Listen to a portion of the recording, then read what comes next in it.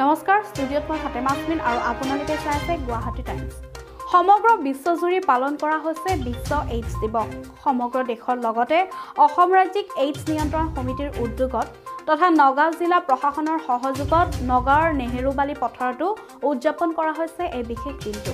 এইডছৰ বিৰুদ্ধে সৰ্বসাধাৰণ ৰাইজৰ মাজত সজাগতা সৃষ্টিৰ বাবে নেহেৰুবালি পথাৰত বিদ্যালয় মহাবিদ্যালয় তথা চিকিৎসক স্বাস্থ্যকৰ্মীসকলৰ সহযোগত চহৰখনৰ মাজেদি এক সজাগতামূলক শোভাযাত্ৰা কৰা হয়। ইয়াৰ পিছতে দুপৰীয়াৰ ভাগত অনুষ্ঠিত ৰাজহুৱা সজাগতামূলক সভাত মুখ্য অতিথি হিচাপে থাকে মন্ত্ৰী কেশৱ মহন্ত আৰু তাৰ লগত থাকে অসম ৰাজ্যিক এইডছ নিয়ন্ত্ৰণ সমিতিৰ উচ্চ পদস্থ বিষয়া আৰু কৰ্মচাৰীসকল।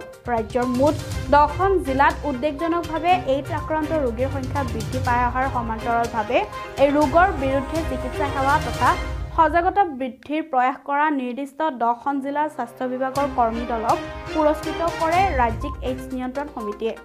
ইফালে ৰাজ্যত 10খন জিলাৰ ভিতৰত অন্যতম হিচাপে পৰিগণিত হোৱা গৃহ জিলা নগাঁওক লৈ অধিক চিন্তিত বুলি জানিবলৈ দিলে মন্ত্ৰী কেশৱ মহন্ত। লগতে জিলাখনত অধিক হাৰত এইডছৰ সংক্ৰমণ ৰোধ কৰিবলৈ অন্যান্য তেজৰ নমুনা পৰীক্ষা কৰাৰ লগতে HIV-ৰো পৰীক্ষাও জৰুৰীভাৱে কৰিবলৈ আহ্বান জনাইছে চিকিৎসা কেন্দ্ৰসমূহক।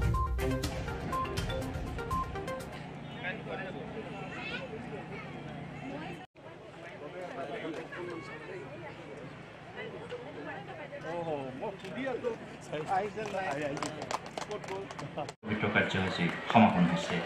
আমি ইতিহাস চাকৰিৰে এই পবিত্ৰ কাৰ্যসূচীৰ সমাপনৰ শুভ অংকিত হৈছোঁ। লগে লগে আমাৰ সদায় আমি গুৱাহাটীত আমি নেশ্যনেল এইডছ ডে আমি পাতি আছিলোঁ। এইবাৰ আমি ভাবিছিলোঁ নগাঁও ডিষ্ট্ৰিক্টত পাতিব।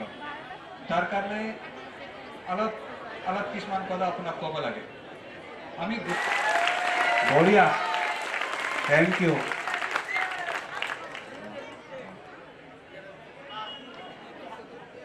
তাৰপিছত যোৰহাট জিলা, যদি যোৰহাট জিলাৰ কোনো প্ৰতিনিধি আহিছে।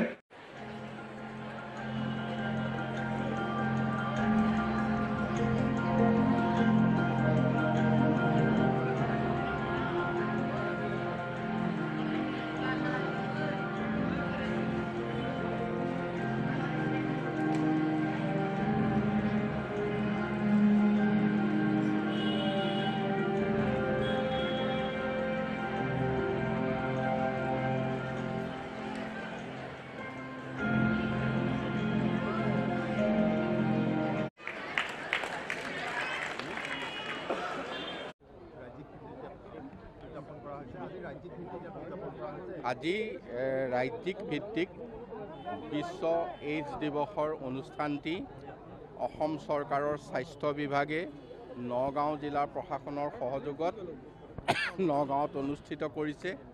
ইয়াত জিলা প্ৰশাসনৰ লগতে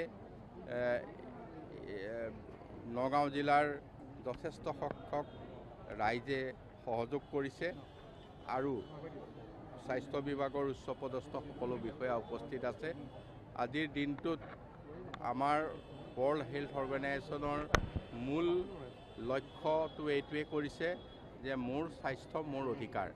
গতিকে সকলোৱে নিজৰ স্বাস্থ্য নিজৰ অধিকাৰ বুলি যাতে ভৱিষ্যতৰ দিনত আগুৱাই যায়, সেই ক্ষেত্ৰত চৰকাৰৰ তৰফৰ পৰা ৰাজ্যৰ স্বাস্থ্য বিভাগৰ তৰফৰ পৰা সকলোখিনি সহায় সহযোগিতা আগবঢ়াব।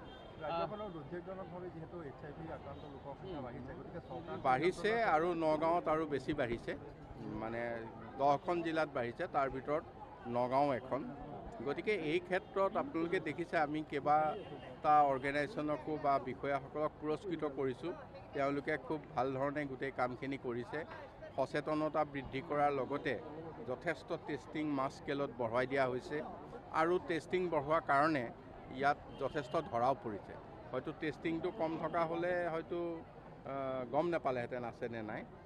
আৰু এতিয়া আমি এইটো কথা ৰাখিছোঁ, বেলেগ কামত চিকিৎসা কৰিবলৈ গ'লেও ব্লাডত যাতে HIV কথাটো চিকিৎসকসকলে ৰাখে, যাতে কোনোবাই ভুলতঃ যদি নজনাকৈ আছে তেওঁলোককো যাতে আমি আগতীয়াকৈ অসচেতন কৰিব পাৰোঁ। HIV বৃদ্ধি হোৱা মূলতঃ কাৰণটোৱে চিহ্নিত হৈছে মানে বেছিকৈ হৈছে কি ড্ৰাগছ একেটা চিৰিঞ্জৰে কেইবাজনেও লয়। তাৰমানে এইডছ থকাজনেও লয় এই পজিটিভ নোহোৱাজনে ওলায়। তাত 64% লোক আমি দেখিছোঁ 100জন যদি ওলাইছে 64জনেই ড্ৰাগছৰ কাৰণে হোৱা। গতিকে ড্ৰাগছ নিৰ্মূল কৰিবতো মুখ্যমন্ত্ৰী ডাঙৰীয়াই প্ৰথম দায়িত্ব লৈয়ে ড্ৰাগছৰ বিৰুদ্ধে যিখন যুঁজখন এতিয়াও চলিয়ে আছে। গতিকে এফালে আমি সেইটো যুঁজ চলাইছোঁ, আনফালে এইচ পজিটিভ লোকসকল চিনাক্ত কৰি বিনামূলীয়া সকলো চিকিৎসাৰ কাৰণে সহযোগিতা আগবঢ়োৱা হৈছে।